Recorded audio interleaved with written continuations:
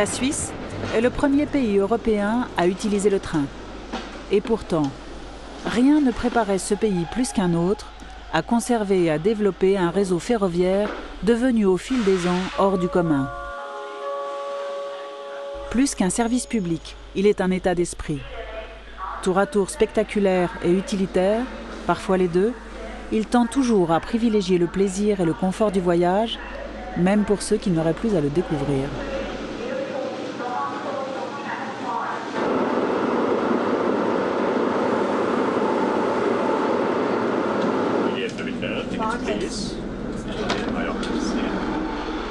Parce qu'il fait désormais partie du paysage, le train suisse ne peut que continuer d'exister. Parce que tel une toile d'araignée, il permet de se rendre partout, il ne peut que continuer d'évoluer.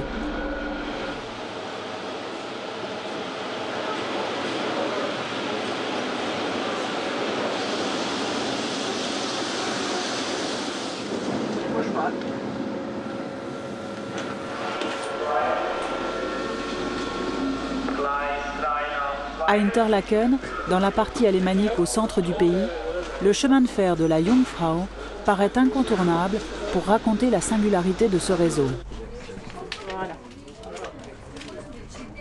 Voilà. Interlaken est ici. Là, c'est 500 mètres au-dessus de la mer. Ensuite, on remonte jusqu'à Lauterbrunn. Et à Lauterbrunn, on est à 700 mètres. On va ensuite à Wengen. Lauterbrunn, il est à 796 mètres d'altitude. Et on continue de monter et on va jusqu'au Kleine Scheidegg qui se trouve ici.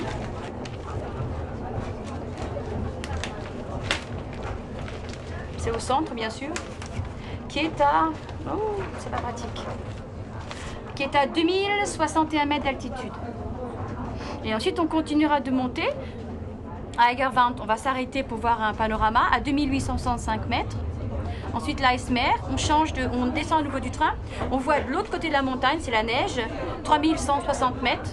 Et ensuite, on va au Jungfraujoch, qui est à 3454 mètres d'altitude.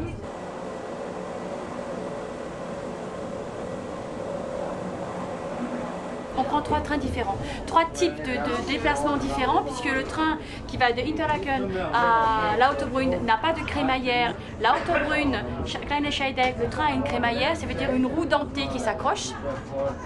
Et de Kleine Scheidegg au Jungfraujoch, c'est un train vraiment spécial dont la crémaillère est construite pour chasser la neige en même temps qu'elle ne s'accroche.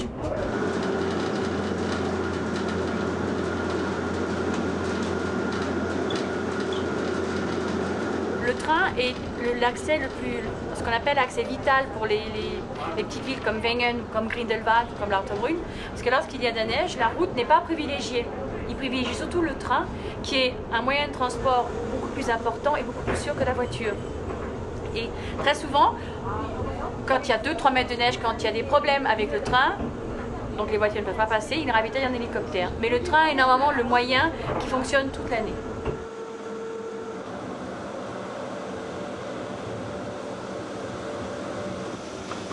Prochain arrêt, Kleine Scheidegg, gare terminus. Les voyageurs à destination de Jungfraujoch, Top of Europe et Grindelwald sont priés de changer de train.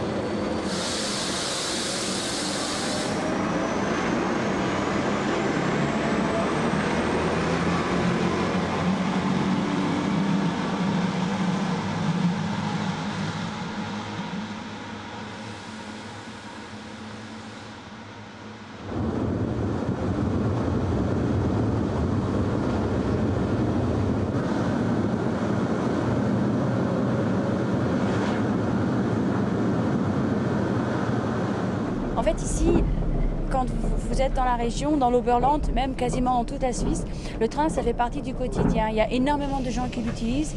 On peut aller partout avec. Ils sont très performants, ils sont très ponctuels. Et en fait, moi, je dis souvent, quand on prend le train en Suisse, on part avec sa maison, on part avec sa région. Parce que chaque région a un train spécifique. Vous avez le train d'ici, vous avez le train de Wengen, vous avez le train de Interlaken, vous avez le train du Brunig. Vous avez les trains partout qui sont spécifiques à la région et ils transportent leurs passagers. C'est comme si c'était une petite maison qui se balade et qui emmène les passagers à différents endroits.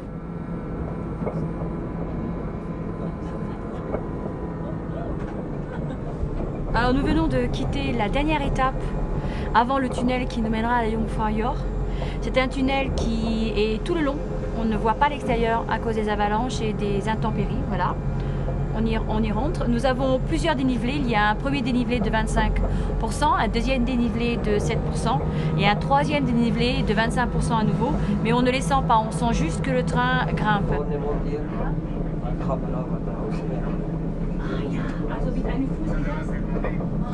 Et on voit la pente qui monte. Waouh! On sent.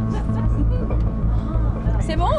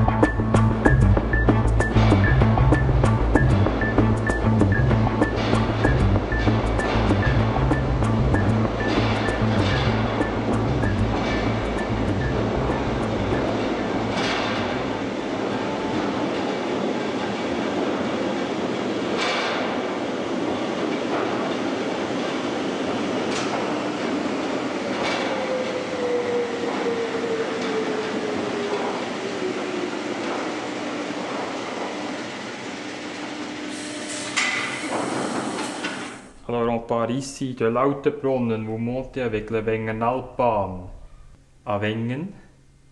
Si vous prenez maintenant le train sur la Jungfrau, vous partez de Kleine Scheidegg, direction Eigergletscher, puis vous allez dans le tunnel, dans l'Eiger, et vous faites le tour sous le Mönch jusqu'à la Jungfraujoch.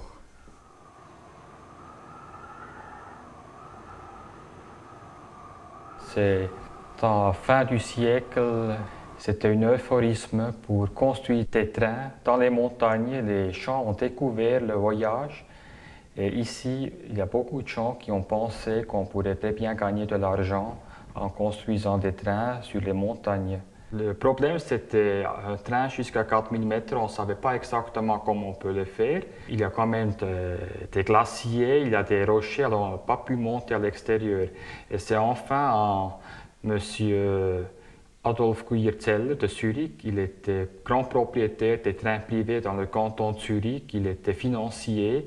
Il a eu l'idée, quand il est monté avec sa fille sur le Schilthorn, comment on peut faire ce train sur la Jungfrau. C'est passé dans un tunnel par l'Eiger, par le Mönch, sur la Jungfraujoch et puis sur la Jungfrau.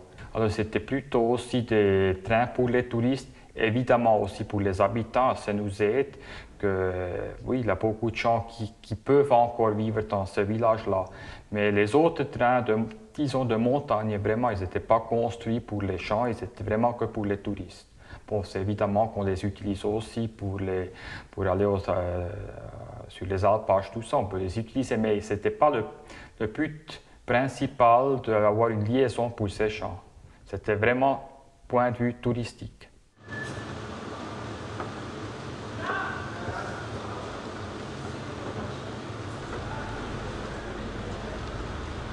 Moins importante que Genève ou Lausanne, la ville de Montreux, en Suisse francophone, possède néanmoins une gare particulière où quotidiennement, étudiants, hommes d'affaires, usagers réguliers, croisent de nombreux touristes venus ici profiter des bords du lac Léman.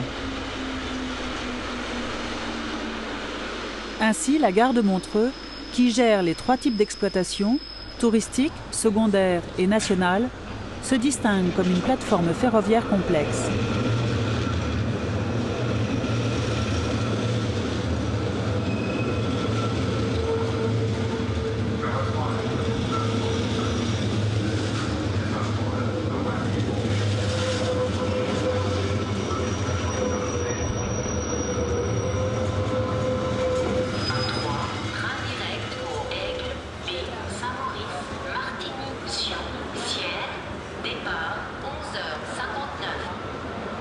Alors, on se situe ici à la gare de Montreux, qui est une gare assez particulière dans le sens où c'est un des rares endroits au monde, peut-être même le seul, où vous avez 3 chemins de fer différents qui arrivent dans la même station. Donc on a d'abord la ligne des chemins de fer fédéraux, qui est la ligne du Simplon, qui fait la liaison entre Genève-Brigue. Donc on peut dire la traversée de la Suisse nord-sud ou ouest-sud. On vient d'avoir un train qui est parti, qui est sur la ligne du MOB, et le chemin de fer à crémaillère Lyon-Rochesnay. Donc trois compagnies ferroviaires situées dans la même gare. Le chemin de fer des Rochesnay est un chemin de fer touristique qui monte à 2000 mètres d'altitude, donc en 55 minutes depuis Montreux. Le chemin de fer MOB, lui, est une liaison, est le premier maillon de la liaison entre Montreux et Lucerne, appelé Golden Pass, qui traverse toute la chaîne des Alpes en direction de la Suisse alémanique.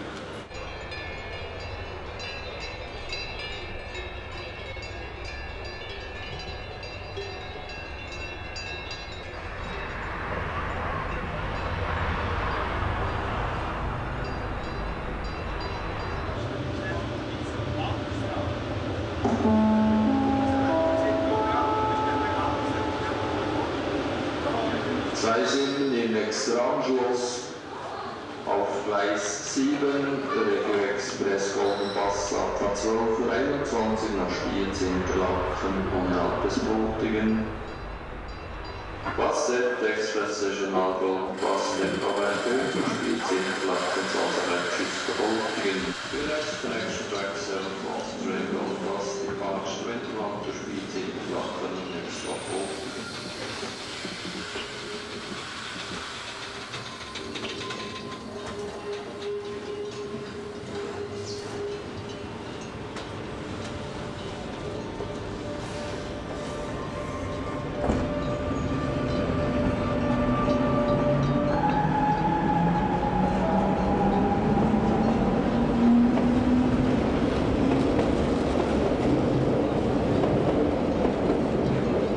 Le seuil critique, je dirais, est un seuil économique. Les chemins de fer, par définition, sont malheureusement un transport public, donc très rarement rentables. On peut imaginer une rentabilité sur un tronçon comme on est en train de le créer au Montreux-Lyon-Rochesnay, avec une attractivité particulière au sommet, avec un centre didactique.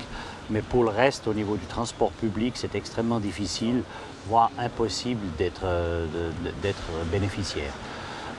Donc il faut essayer de maintenir, pour maintenir le chemin de fer, il faut maintenir un équilibre, je dirais, tolérable au niveau financier. Et ce que nous appliquons, nous, au MOB, c'est une combinaison de transport public et d'offres touristiques le plus haut de gamme possible, avec des voitures panoramiques, climatisées, avec un service particulier à l'intérieur.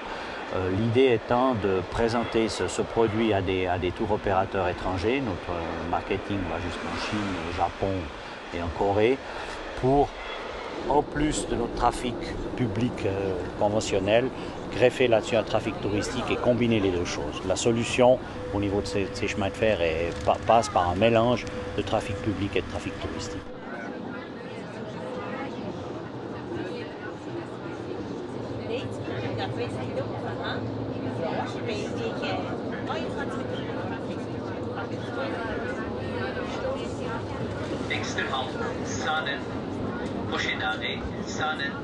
À Montreux, c'est à 360 mètres. Et on a Sonnenmeuse qui est à 1250, et puis Zweisimon 980. Ça fait que monter et descendre.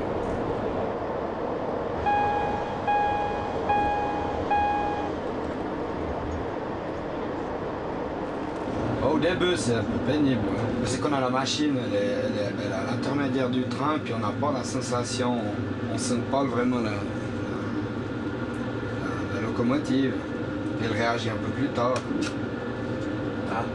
Au freinage et à l'accélération, ça réagit. C'est toujours 1 ou 2 secondes.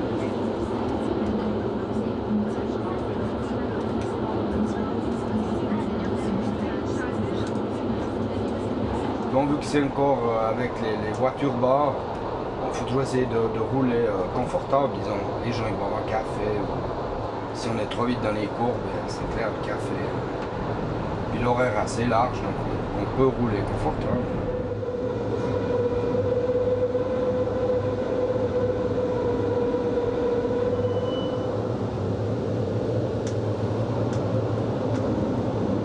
Il y a une volonté politique incontestable de maintenir, voire de développer le rail pour, je dirais, des aspects écologiques, qualité de vie, pour ne pas surcharger les autoroutes. On a quand même un pays relativement sinueux avec des problèmes d'accès dans certaines régions. Donc la Suisse a toujours eu, je dirais, une histoire de transport public relativement dense, chemin de fer, services de bus, voire de cars postaux dans les petites vallées. Il y a très très peu d'endroits en Suisse qui ne sont pas atteignables par un transport public. Donc il y a une très nette volonté politique de maintenir un réseau relativement dense pour le transport public et pour le tourisme, parce que les deux choses sont pratiquement partout intimement liées. Les chemins de fer de montagne à Crémaillère font partie de l'offre touristique d'une région. FVP, ja, niet alleen. Dan zit je hier in die collector.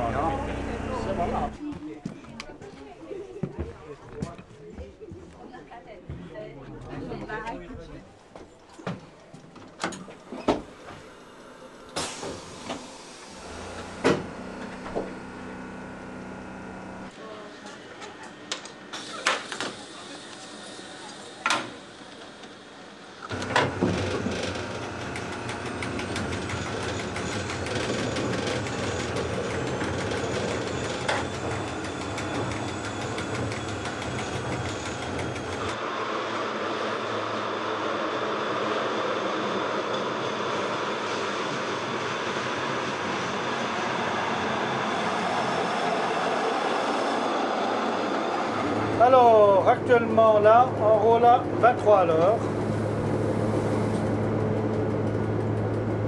À la montée, maximum 25. Et à la descente, on roule plus lentement.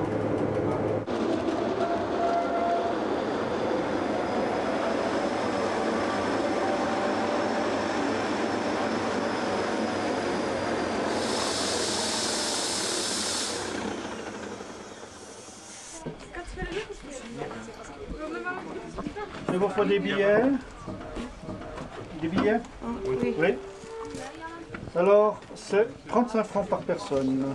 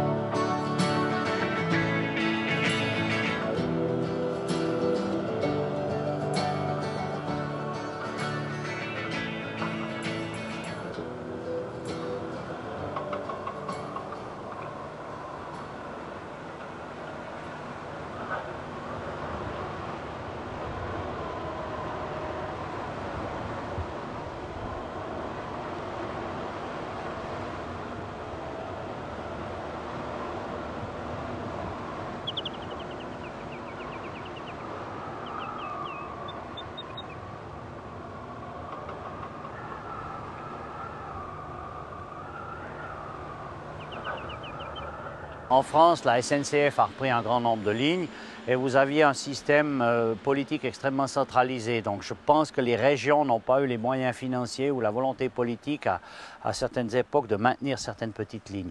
En Suisse, toutes ces compagnies dites privées sont détenues, avaient un capital privé au départ et compte tenu du fait que les chemins de fer sont en général malheureusement déficitaires, les pouvoirs publics cantonaux, locaux ont pris des participations et la région, chaque région a pu défendre ces chemins de fer pour les maintenir dans les périodes les plus critiques. Ça a été le cas pour le MOB, pour d'autres compagnies, on peut dire pratiquement pour toutes les compagnies en Suisse. Donc le système politique non centralisé, mais décentralisé par canton, voire par commune, a permis de maintenir un certain nombre de lignes. Et l'exemple et le modèle est valable sur tout le territoire suisse.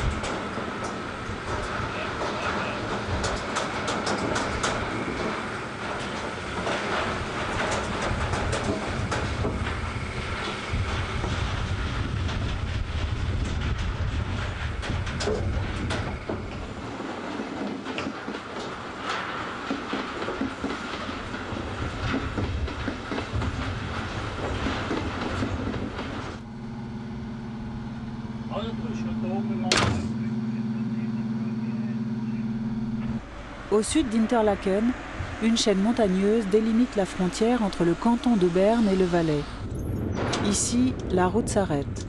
Seul le train, le BLS, traverse la montagne par le tunnel de Lötschberg qui va de Kandersteg à Koppenstein. Mal, schau, Granacher, schau schnell. Schöppach macht den ersten Teil hier und Granacher macht dem Schöppach seinen Dienst. Siehst du, Granit hier bis zum Mittag, aber wer hier kommt, weiss ich nicht. Also, wir sind hier in Kandersteg im Berner Oberland, im Kanton Bern. Von hier aus wird die Autoverladung gemacht, von Kandersteg nach Koppenstein. Koppenstein, das ist bereits im Kanton Wallis. Also durch die erste Alpenkette durch werden die Autos verladen. Wir sind hier im Fernsteuerzentrum des Bahnhofes Kandersteg.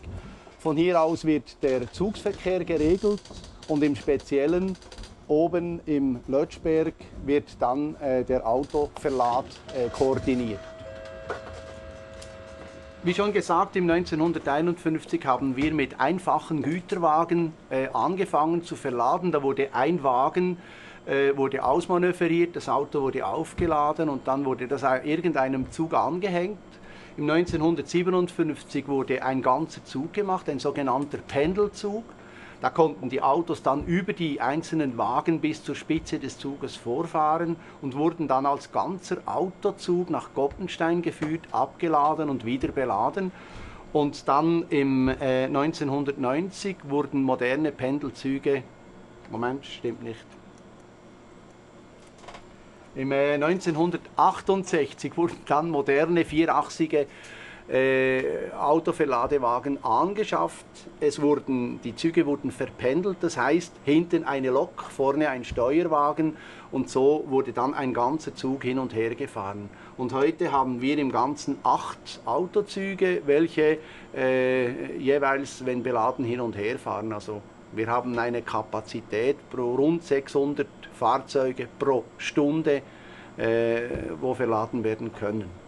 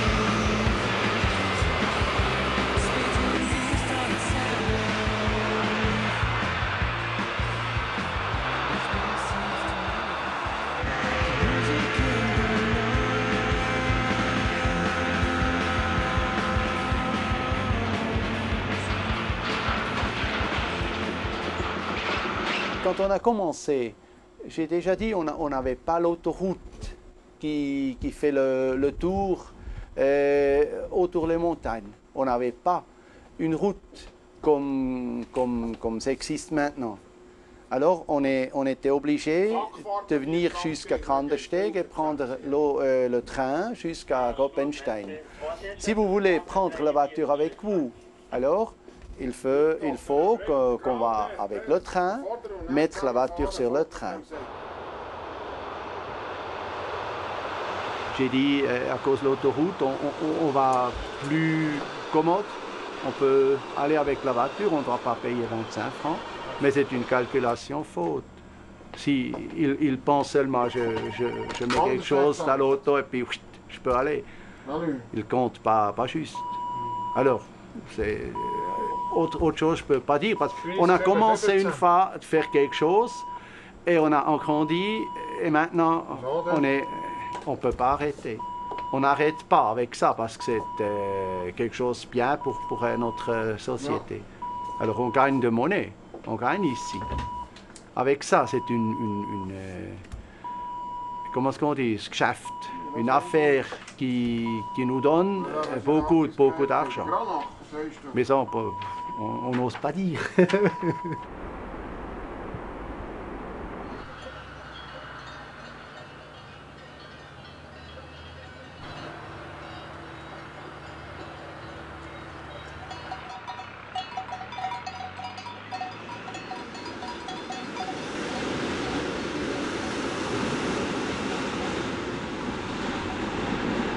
Depuis 50 ans, au Lötschberg, le ferroutage est utilisé car il n'y a pas d'autre moyen pour traverser la montagne.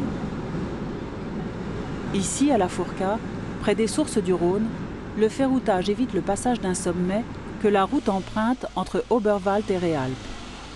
On évite ainsi aux voitures et aux camions une ascension en lacet, dangereuse, surtout en hiver. Bien que le parc automobile ait connu en quelques dizaines d'années un accroissement important, le ferroutage a réussi à trouver dans le pays la place qu'il devrait avoir dans tous les autres pays européens, en assurant la sécurité des utilisateurs de la route, en représentant une économie et également en protégeant l'environnement.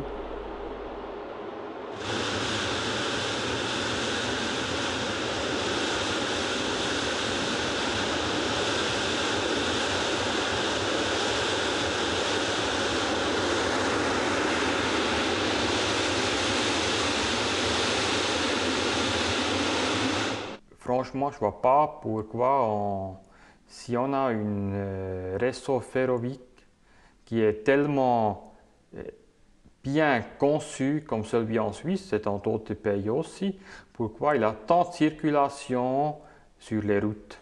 Bon, un problème, c'est quelquefois la vitesse. C'est l'organisation du chemin de fer qui jusqu'à maintenant n'était pas à 100% efficace. Mais je crois maintenant on a ces possibilités. On peut faire passer les camions pour un prix très raisonnable. Et à mon avis, il faut mettre le plus possible en dehors des routes et sur le train.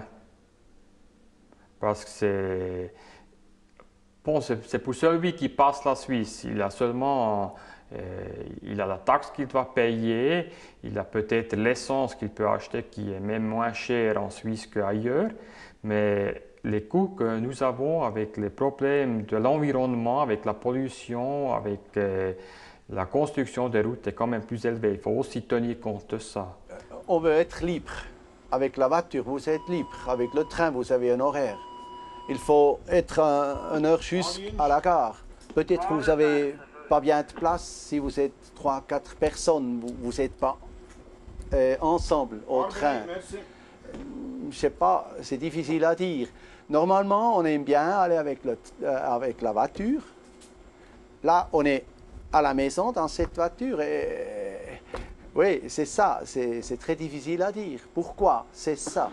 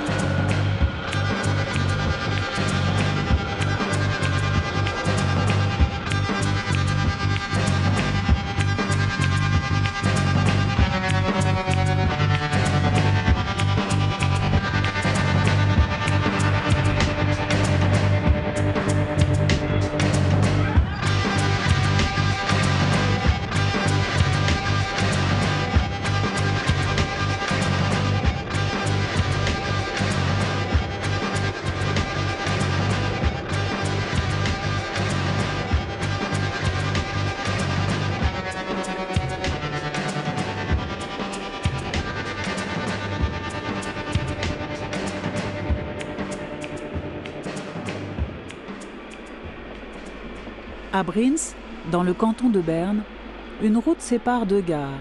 La gare des chemins de fer fédéraux, dont la voie longe le lac, et la gare du Briens-Rotterdam, où le voyage recommence en traction vapeur pour monter au sommet des montagnes. Lorsque le réseau s'est électrifié, la ligne du Briens-Rotterdam a marqué sa volonté de rester vapeur. Toutefois, son parc s'est renouvelé et aujourd'hui des machines vapeur modernes roulent auprès de machines vapeur d'époque.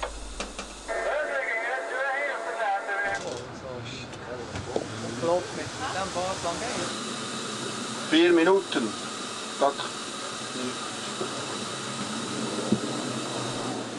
Starten mit allen von oben bis unten.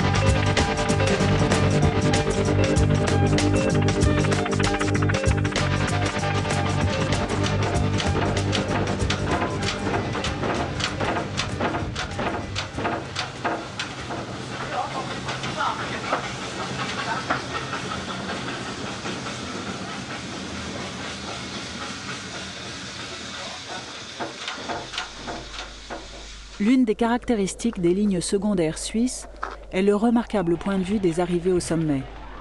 Gravir les montagnes, quelles que soient les difficultés des tracés, mais les gravir, comme ici, en redonnant un sens au voyage, en renouant avec le passé grâce à la vapeur. Ici, il lui est permis de montrer qu'elle peut appartenir au présent. Un atelier réservé à cette ligne s'arrange pour que vieilles et nouvelles locomotives continuent de prouver leur qualité de motrice.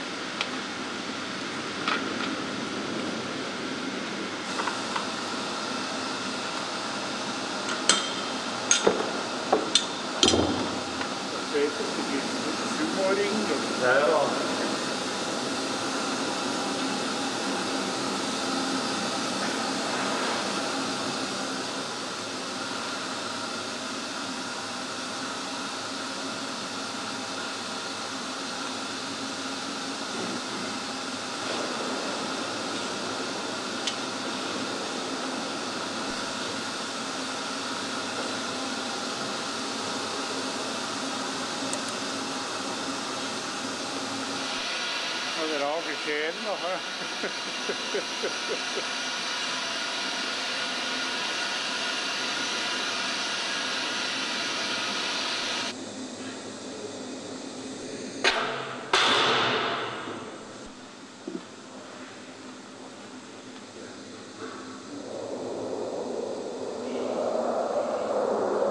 Le modèle suisse est très particulier puisque le réseau est extrêmement dense. Vous aurez l'occasion de voir qu'aux chemins de fer fédéraux, un horaire cadencé est appliqué, c'est-à-dire des trains qui partent à la même heure des gares principales. C'est possible dans un contexte comme la Suisse. Donc l'horaire est cadencé. Nous avons par exemple en Suisse renoncé aux trains à grande vitesse parce que ça aurait impliqué des investissements énormes sur certaines lignes pour des tronçons relativement courts et l'abandon de tronçons annexes. C'est un petit peu l'inverse, je dirais, du modèle que vous avez en France où l'accent a été mis sur le développement des longues distances, des TGV à extrêmement grande vitesse au détriment un petit peu de certaines lignes, je dirais, annexes.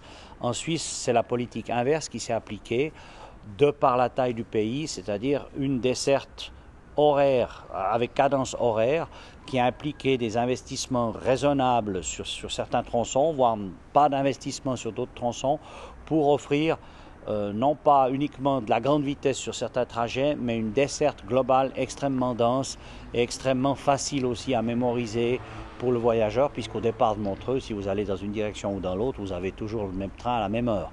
Et ce schéma est valable dans toutes les gares en Suisse. Dans les grandes gares en particulier, mais toutes les gares intermédiaires, vous avez à heure pile, souvent à chaque heure et à chaque demi-heure, un train dans chaque direction.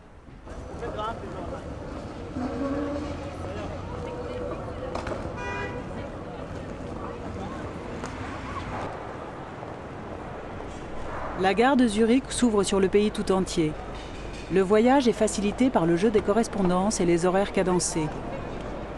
Le tout aboutit à un confort certain et un gain de temps.